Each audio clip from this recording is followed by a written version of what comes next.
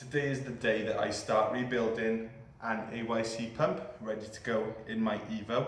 But before we do that, I'd just like to say thank you to Evolution Hydraulics for sending me out this rebuild kit. Using an Evolution Hydraulics rebuild kit, you can actually rebuild your pump for a fraction of the price of paying someone else to rebuild it, and even cheaper again, compared to just replacing the pump. So they've actually helped me out and supplied me with this kit in order for me to make a how-to guide to give you guys the confidence to attempt it yourself. And trust me, if I can do it, you can do it. So what tools you're going to need to do this job? Well, you don't need this, but it's always helpful to have a cup of coffee on hand and some cold Coke, because it is summer and I'm already sweating my face off. Second thing you could do with is a nice clean workspace. This is what's actually taken me so long, because I've been building the garage and I wanted somewhere nice and clean to actually do this. The garage is finally done and I finally got somewhere to do it. I didn't really want to attempt a job like this, in my living room at my dining table. I suppose you could, but I think I've started to get on the missus' nerves bringing car parts into the house all the time. So not only do you need a bench, but it'd be handy to have a vise, just somewhere secure to mount the pump when you're working on it. And a socket set, a couple of flathead screwdrivers, a chisel, a wire brush would be handy, just basic tools, nothing too specialist. So that's pretty much all you need to do this job, I suppose. Now then, a little chat about this AYC rebuild. The hardest part from the research I've done is actually taking all the parts apart without breaking anything. And the reason for that is the bolts on the pump tend to seize and it can cause problems. So we'll take a closer look now at the AYC pump. Here's my AYC pump. I didn't actually have a full AYC pump to rebuild. The one that came with my car was not fit for purpose and it was damaged. I've just noticed that this connector is damaged as well on this pump. But between the two pumps, I'm going to be able to make one good pump. The bolts that can sort of give us problems are the three here on the motor. There's 1, 2, 3. These bolts basically start here and they come all the way down here into this casting, so through this casting, through the motor and into the bottom one. And you can lever them or use mole grips, but you risk obviously snapping them. And obviously they're corroded in place, the same corrosion that really causes the failure in the first place. So I've spoken to a couple of professionals and they've recommended that I actually grind off these bolt heads or drill them off rather than trying to lever on them. And I have had these mole grips on. I was tempted to weld a nut on and just rip them off, but I'll take their advice. I've put these mole grips on the top and I've clamped them down really hard, and I can see the bolt head rotating a couple of degrees, and obviously that tells me that whatever's causing the bolt to not want to come undone is down here, because there's a little bit of flex in the bolt. So if I was to go and lever that, I am likely to snap it, and obviously the professionals were right in what they've said. So rather than risk snapping these bolts and potentially having to drill out this casting, which is going to be a whole nother job in itself, I'm going to just attempt to drill out these bolt heads and slide the castings off. So let's go and let's get to it, is it?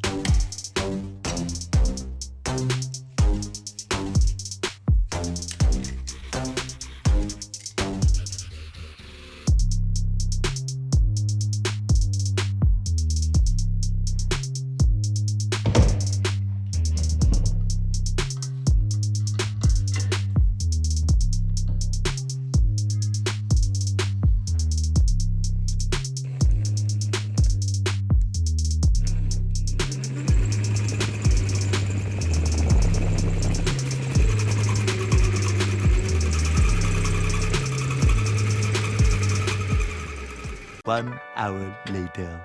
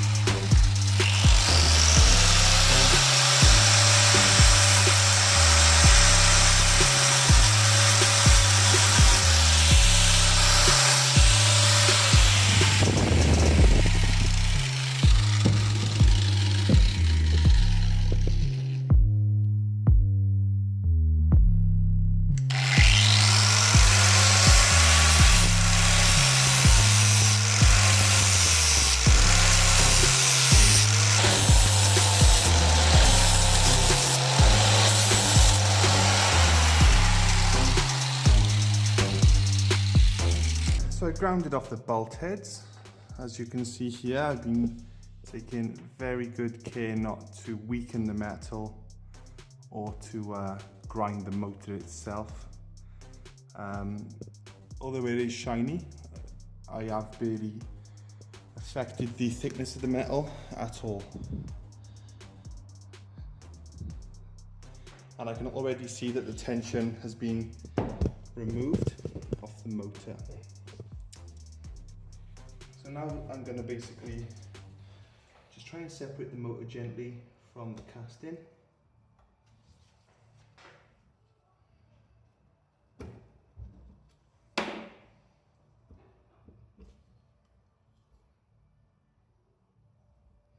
And here it comes without any resistance.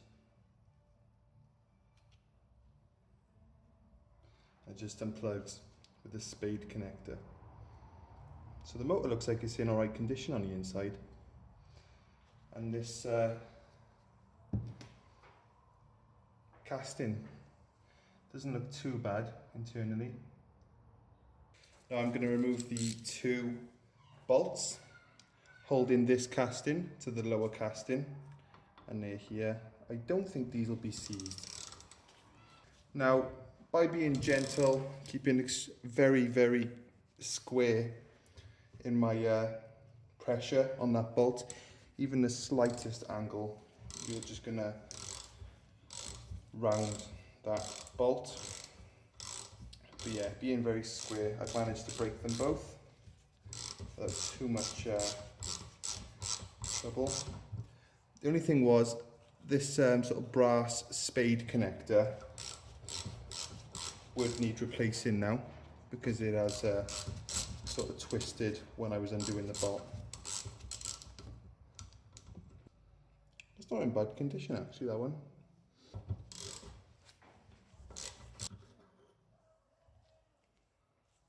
That's got some evidence of corrosion.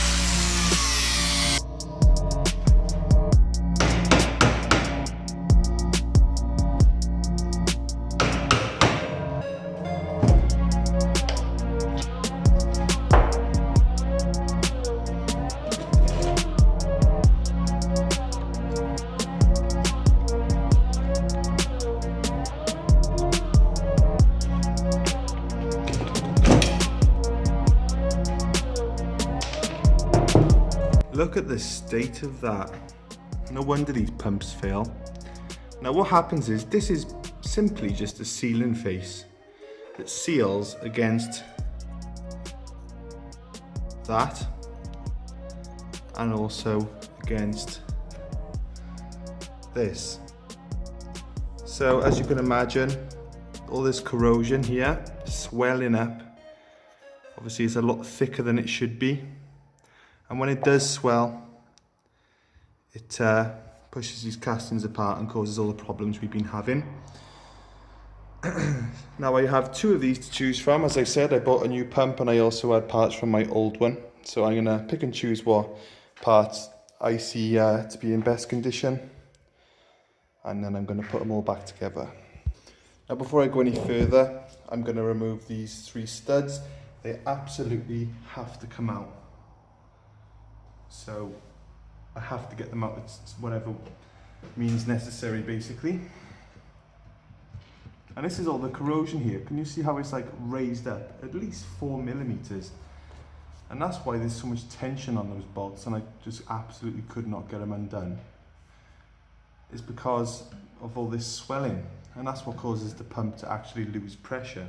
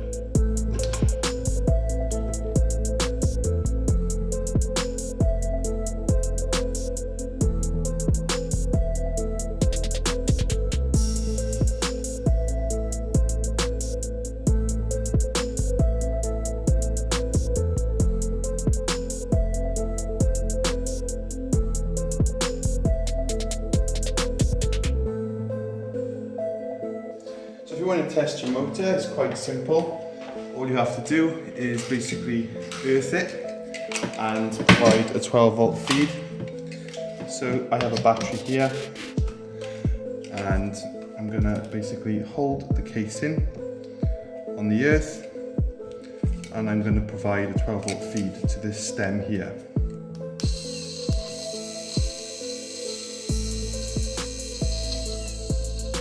So as you can see, mine works perfect. So I'm going to basically clean this up and get it ready for reinstallation.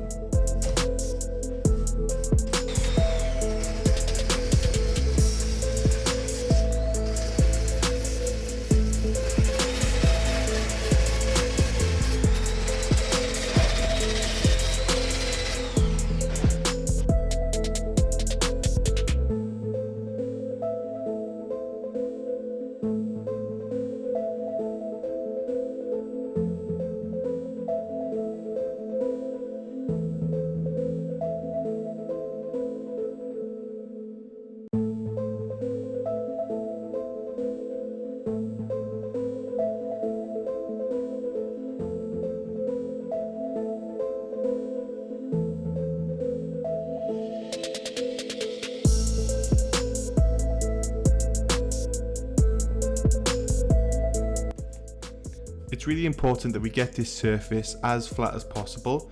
We cannot leave any oxidization on this surface because if we do, that will push out the plate and it will not seal properly against this cast-in surface.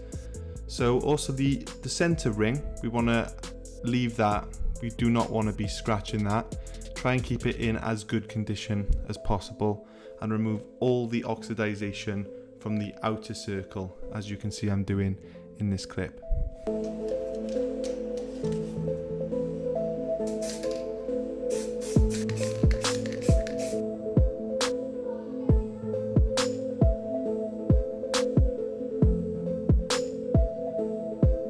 So I've removed the oxidation from the underside of this.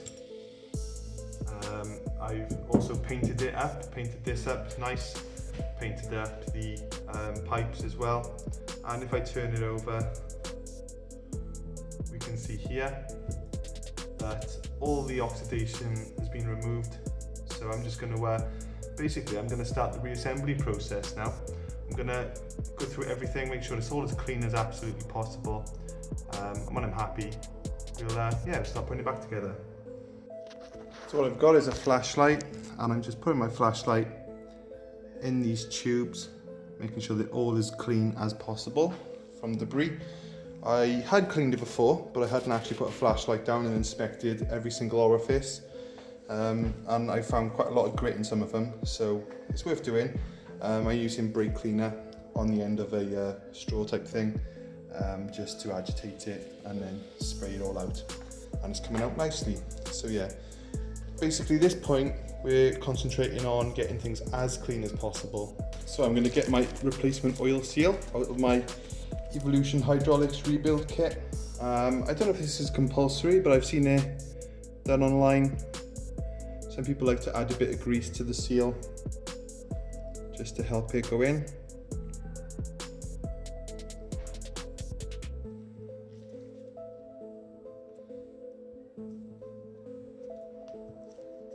And there we go, fits in, perfect.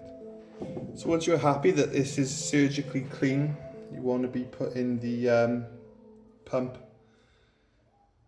back in.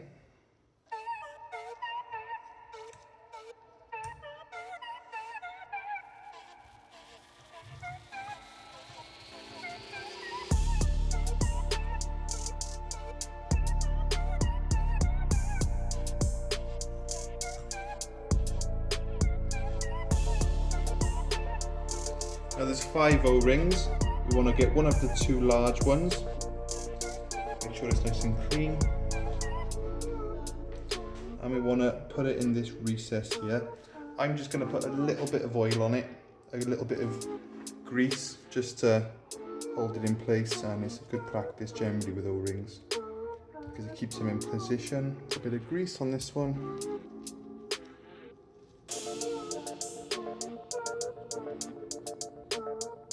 Just to rest it there. I've read as well, it's a good idea to just put a little bit of grease on this surface. Now I found that in order to get this O-ring to sit nice and flush in that hole, I'm having to stretch it a little bit, in a gentle way of course.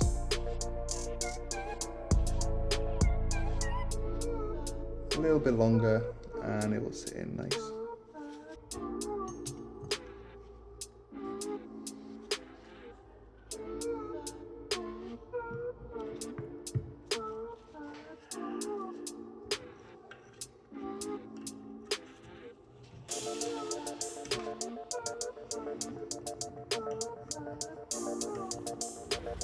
So don't forget this little ring here.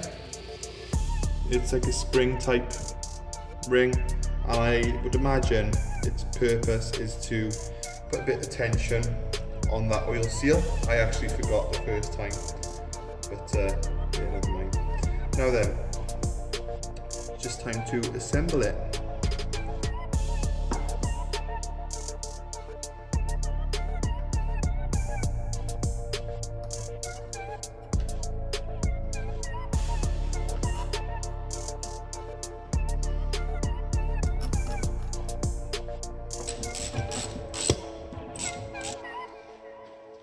Now, they don't come with any silicone on them from the factory, but if they did, perhaps they wouldn't need rebuilding in the first place. So I'm going to apply a small bead of silicone around the casings just to stop any water getting in.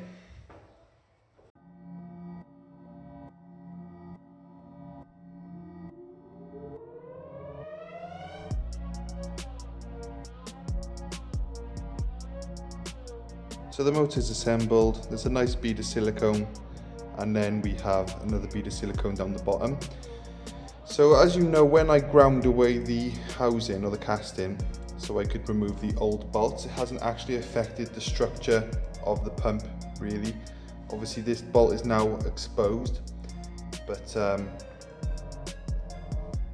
pump will still function as normal. There's no sealing that's happening there or anything like that. It's literally just to hold it down. So I'll just refit the solenoids now after replacing the O-rings on them.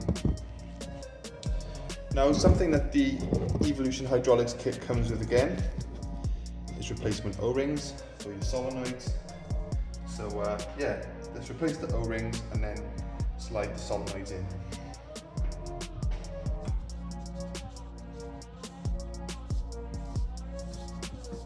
Alright, so I just partially slid in the solenoids just so I know which one goes where, after comparing an image on the internet, because I've forgotten since. And one at a time, I'm going to basically just remove the old O-ring, which is easily done.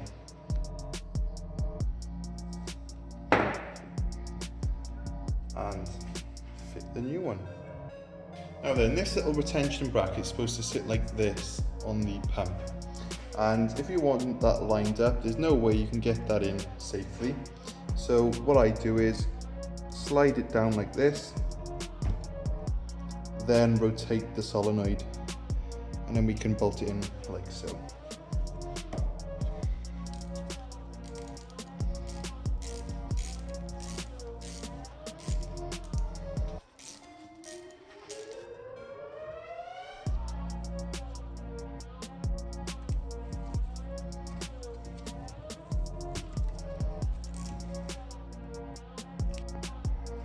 So then here we have the rebuilt pump.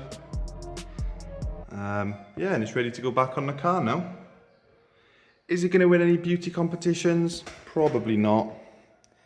Is it going to work? I'd think so, unless there's any faults that I'm unaware of. Yeah, I think it'll be fine. Plus, no one's ever going to see it. It's going to be inside that metal cover, basically, underneath the car. So yeah, you're not even going to be able to see it. But I thought I'd paint it anyway, just give it a bit of extra weather resistance. And I think it looks alright. You know, I think it looks probably 80% better than the old one. But yeah, as long as it works, then that's all that matters. And if it doesn't work, or it only lasts 6 months, well, it doesn't cost too much, because thanks to that Evolution Hydraulics kit, you know, we'd only be looking at paying about 70 quid for one of them, plus about 20 quid in paint, and maybe the same again in brake cleaner. So, yeah, pretty happy with that.